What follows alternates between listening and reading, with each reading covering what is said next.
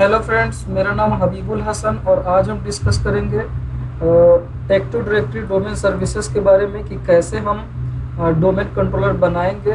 तो इसके लिए एक सिंपल सा एक सिनारियो देखने की कोशिश कीजिए और उसे समझने की कोशिश कीजिए। हम एम एस पेंट में एक सिंपल सा सिनारियो बताने की कोशिश कर रहे हैं। सपोज करो कि ये एक छोटा सा स्मॉल नेटवर्क है जिसमें एक हमने डिसाइड किया है, कंप्यूटर लिया है।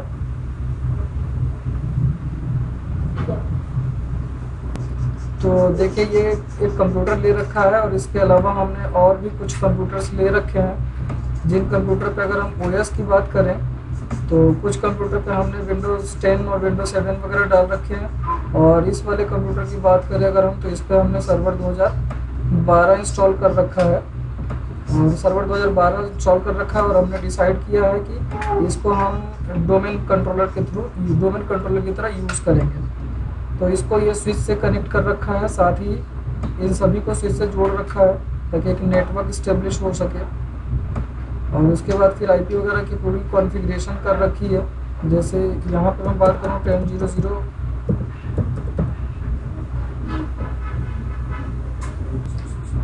तो ये देखिए हमने यहाँ पे डिसाइड किया है आईपी एड्रेस इसके लिए। तो सर्वर के लिए हमने 10.0.0.1 और इसका मास्क 255.0.0.0। गेटवे हम यहाँ पे यूज़ नहीं करेंगे, बल्कि डीएनएस यूज़ करना होगा हमें, क्योंकि सर्वर की आईपी है वही हम डीएनएस के लिए यूज़ करेंगे। क्लाइंट पोर्शन के लिए आईपी एड्रेस 10 का 255.0.0.0 और डीएनएस सेम वही होगा जो सर्वर का होगा। इसी प्रकार से तीसरे, चौथे, पाँचवें, छठे, 10वें, 20वें, 100वें, 200वें कंप्यूटर पे आपको कॉन्फ़िगर करना होगा आईपी एड्रेस, ठीक है, ताकि आपका कंप्यूटर एक दूसरे से कनेक्ट हो सके। और उसके बाद फिर हम आगे डोमेन कंट्रोलर कैसे बनेगा उसके बारे में जिक्र करेंगे। तो ये सिनारियो से समझने की कोशिश करिए आप अच्छी तरीके से, ये कॉन्सेप्ट एकदम से क्लियर होना चाहिए। तो ये हमने एक आईपी कॉन्फ़िगरेशन कर रखी है, अपने सारे क्लाइंट्स मशीन पे भी कर रखी है। और सर्वर जो हमने इसको डिसाइड किया है ना, यहाँ जिस पे सर्वर 2012 इंस्टॉल कर रखा है उस पर, तो ये सारे क्लाइंट बनेंगे। तो एक अगली वीडियो आप देखोगे, उसमें आप सीखेंगे कि कैसे क्लाइंट को सर्वर का या डोमेन का मेंबर बनाते हैं। फिलहाल आज का जो वीडियो है वो है डोमेन कंट्रोलर से रिलेटेड, कि कैसे हम इस वाले कंप्यूटर को जिस पर हमने सर्वर 2012 इंस्टॉल कर रखा है डोमेन कंट्रोलर कैसे बनाएंगे, ठीक है। अब देखो, डोमेन कंट्रोलर अगर बना देते हैं तो ये डोमेन कंट्रोलर मतलब इस पूरे रीजन में जितने भी ऑब्जेक्ट्स होंगे, लाइक कंप्यूटर्स, यूजर, रिसोर्सेस, उन सभी को सेंट्रली यहाँ से एक कंप्यूटर पर से, एक सर्वर पर से आप उनको सेंट्रली मैनेज कर सकते हो, ठीक है। तो अगर आप डोमेन कंट्रोलर यूज़ करते हो तो आप सेंट्रलाइज वन प्लेस से आप अपने पूरे के पूरे क्लाइंट्स को मैनेज और कंट्रोल कर सकते हो कि किस तरह की पॉलिसीज़ अप्लाई करनी है, किस तरह की सर्विसेज प्रोवाइड करनी है, कौन कौन से सर्विसेज किसको चाहिए, किसे नहीं चाहिए। ये सारी चीज़ें आप अपने डोमेन कंट्रोलर से यूजिंग ग्रुप पॉलिसी ऑब्जेक्ट्स और डिफरेंट मेथड्स के थ्रू आप अपने क्लाइंट्स के ऊपर अप्लाई कर सकते हो, ठीक है।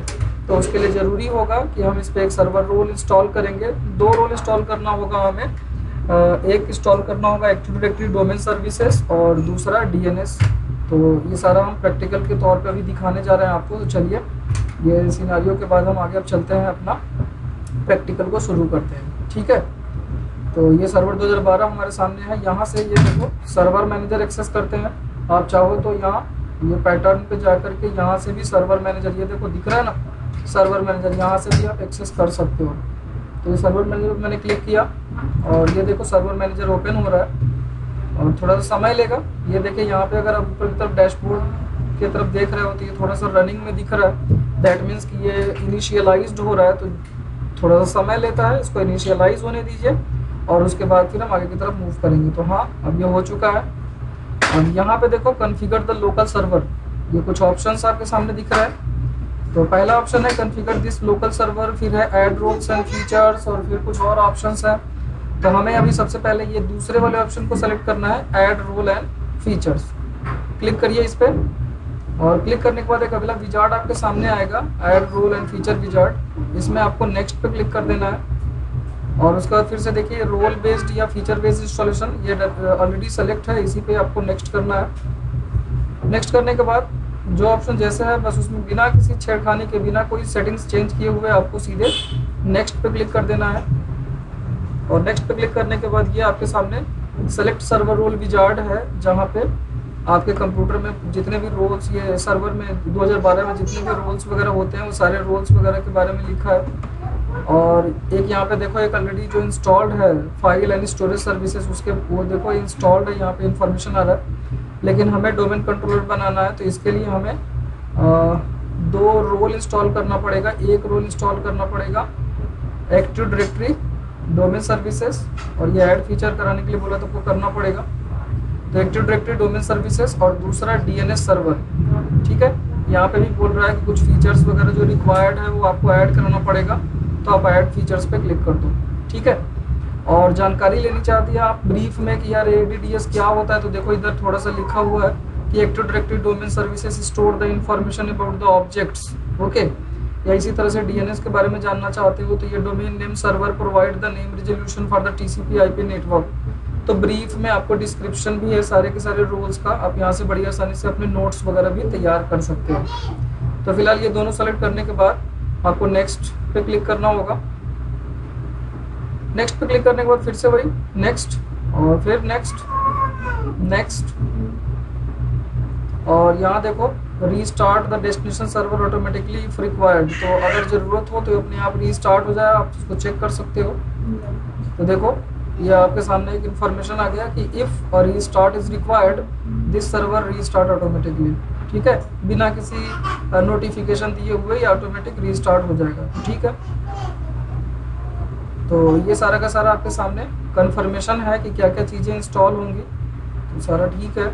अब ये लास्ट में आपको ये इंस्टॉल पे क्लिक करना है। तो देखिए स्टार्टिंग इंस्टॉलेशन प्रोसेस चल पड़ा, थोड़ा सा समय लेगा ये इंस्टॉल होने में, क्योंकि काफ़ी कुछ यहाँ पे इंस्टॉल होना है। ये देख लो आप, तमाम चीज़ें इंस्टॉल होनी है, active directory domain services, DNS, group policy management, ये तमाम चीज़ें इंस्टॉल होंगी, ठीक है।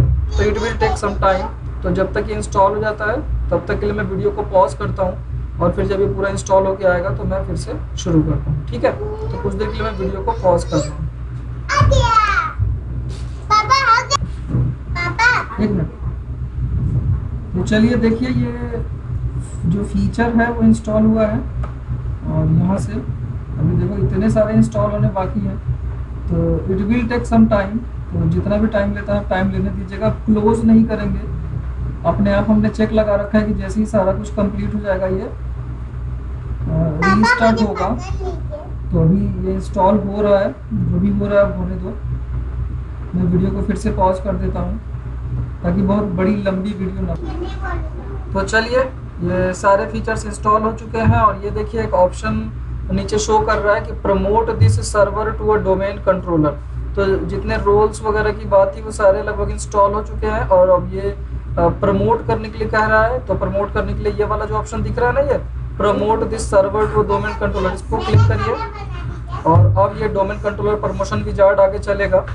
अगर हम सर्वर 2008 या 2008 R2 या पिछले 2003 के बारे में बात करें तो वहाँ पे DC प्रोमो कमांड चलाते थे, बट यहाँ पे अभी ये ऐसे GUI के थ्रू कर रहे हैं, क्योंकि DC प्रोमो कमांड का इस्तेमाल इसमें नहीं होता है। कोर के लिए अगर हमें कोर में इंस्टॉल करना है तो कुछ बड़े 2 कमांड्स चलाने पड़ते हैं, वो DC प्रोमो टाइप का कमांड इसमें नहीं चल पाएगा, ठीक है। तो ये देखो डिप्लॉयमेंट कॉन्फ़िगरेशन आ गया यहाँ पे, ये वाला option add a new forest, ठीक। ये वाला ऑप्शन आप सेलेक्ट करेंगे, और उसके बाद यहाँ पे सर्वर का नाम देना होगा। तो मैं सर्वर का नाम दे देता हूँ dell.com। आप अपने हिसाब से जो भी नाम आप चाहो आप दे सकते हो। तो नाम देने के बाद ये नेक्स्ट पे क्लिक करेंगे, और फिर आगे की प्रक्रिया होगी, नेम टेस्टिंग वगैरह होगा। डोमेन नेम सर्विसेज एक ऑपरेशन मास्टर रोल होता है, वो चेक करेगा। तो ये डोमेन नेम को चेक करने दीजिए, और चेक करने के बाद फिर अगला विजार्ड आएगा। थोड़ा समय लेगा तो टाइम लेने दीजिए। तो ये रूट डोमेन जो कि सबसे टॉप लेवल डोमेन होगा, और ये डोमेन पूरी तरह से ग्लोबल कैटलॉग सर्वर की तरह बिहेव करेगा। और ये देखिए फॉरेस्ट फंक्शनल लेवल आपके सामने है, तो सर्वर 2012 है, और डोमेन फंक्शनल लेवल भी सर्वर 2012 है, ठीक है। तो ये एज इट इज रहने देना। साथ में देखो ये डोमेन नेम सर्विस तो ऑलरेडी इंस्टॉल हो गई, और ग्लोबल कैटलॉग सर्वर मैंने डिस्कस किया था आपसे, तो ये ग्लोबल कैटलॉग रहेगा ही इसमें, ठीक है। अब आपको यहाँ पे DSRM का पासवर्ड डालना पड़ेगा कि अगर कभी आपका ये डोमेन कंट्रोलर क्रैश या हो जाता है या फिर कुछ और इशू आ जाता है तो आप वहाँ से DSRM से जाकर के रिस्टोर कर सकते हो। तो ये पासवर्ड डालिए। पासवर्ड आपको मैं बता दूं कि कॉम्प्लेक्सिटी ऑलरेडी इनेबल है इस पर, तो वो पहले भी इनेबल था, सर्वर 2012 पे भी था, सर्वर 2008 पर भी था। तो आपको सर्वर 2012 में ये फॉलो करना पड़ेगा। और देखिए ये उसका नेक्स्ट ऑप्शन हाईलाइट हो गया, यहाँ पे नेक्स्ट पे क्लिक करिए और उसके बाद DNS डेलीगेशन वगैरह करना है तो ये आप यहाँ पे चेक कर सकते हैं, नहीं तो फिर एज इट इज़ रहने दीजिए। नेक्स्ट करिए और नेक्स्ट करने के बाद ये नेटबायोस नेम डोमेन कंट्रोलर वगैरह को चेक कर रहा है। डोमेन नेम जो अभी डाला है ना dell.com, तो वेरीफाई हो रहा है। देखो ये डेल वेरीफाई कर लिया नहीं किया, तो वेरीफाई कर रहा था। अब उसके बाद ये नेक्स्ट पे आप क्लिक करोगे और ये कुछ ऑप्शन अभी बाकी है। ये देखो ये सारी चीज़ें होनी है।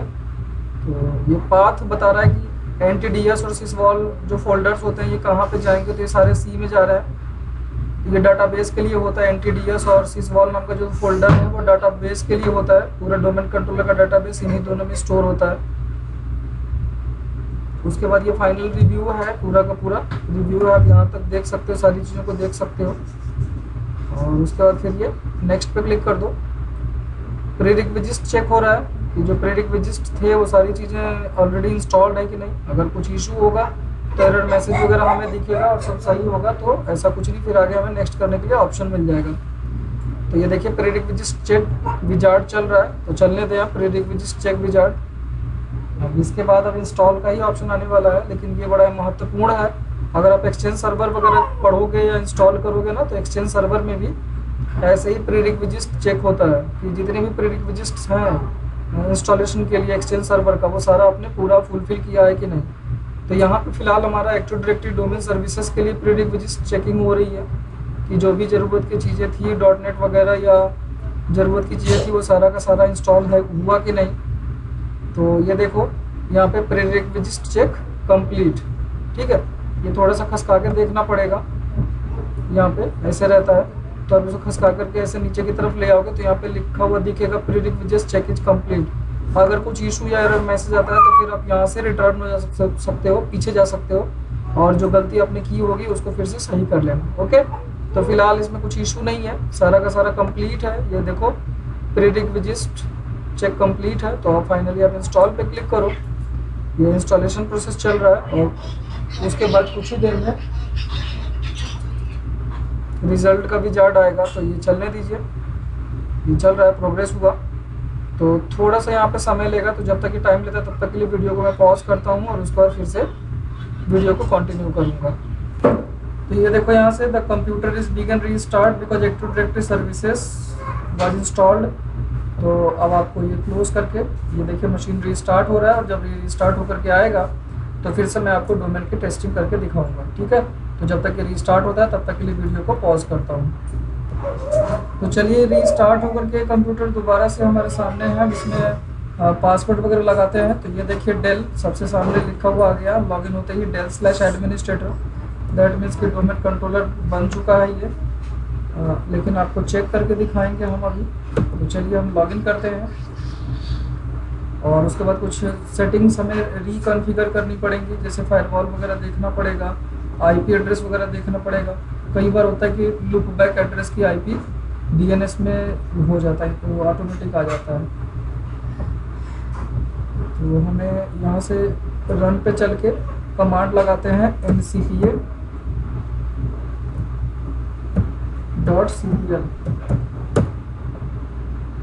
ncpa.cpl कमांड लगाया। ये देखिए इथरनेट कंट्रोलर जो लाइन कार्ड है आपके सामने है, राइट क्लिक करिए और प्रॉपर्टीज में जाइए, IPv4 और ये देखिए DNS की IP 127.0.0.1। तो ये लूप बैक की IP हो जाती है, तो आपको ये फिर से सही करना पड़ेगा, ठीक है। उसके बाद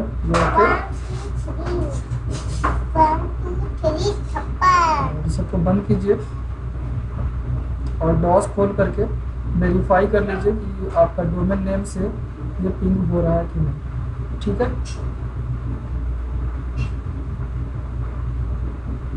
तो हम यहाँ पे कमांड पे जाते हैं और यहाँ पे लिखते हैं CMD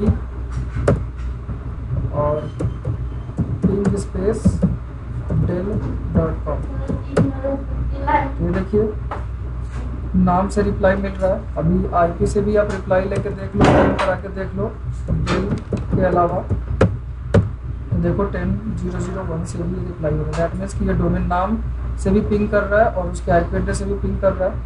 ठीक है, उसके अलावा अब आप यहाँ एडमिन टूल में जा करके देख सकते हो कि आपको एक्टिव डायरेक्टरी के लिए ऑप्शंस मिल चुके होंगे। तो देखिए active directory administrative centres, active directory domains and trust, active directory users and computers, तो ये सारे ऑप्शंस आपको मिल चुके हैं। आप यहाँ से जा करके आप डोमेन के ऊपर और अधिक जो कॉन्फ़िगर करना है आपको, जैसे यूजर्स वगैरह बनाने हैं, तो आप यहाँ से एक्सपेंड करके इसको यहाँ से आप यूजर्स पे जा करके आप यूजर बना सकते हो। ये खाली जगह पे राइट क्लिक करके आप ये यूजर्स वगैरह सेलेक्ट करके यूजर्स वगैरह बना सकते हो। तो वो दूसरे वीडियो में बताऊंगा। ये जो वीडियो था स्पेशली डेडिकेटेड था कि कैसे हम डोमेन कंट्रोलर बनाएंगे और कैसे इसे चेक करेंगे। तो चेक करने के लिए मैंने बता रखा आपको कि कमांड खोलिएगा और इसमें सीधे पिंग लगा दीजिएगा, अपने डोमेन के नाम से पिंग करा के दिखाइएगा। तो देखो ये पिंग हो रहा है, दैट मीन्स कि आपका डोमेन वर्किंग है। ठीक है, थैंक्स फॉर वॉचिंग।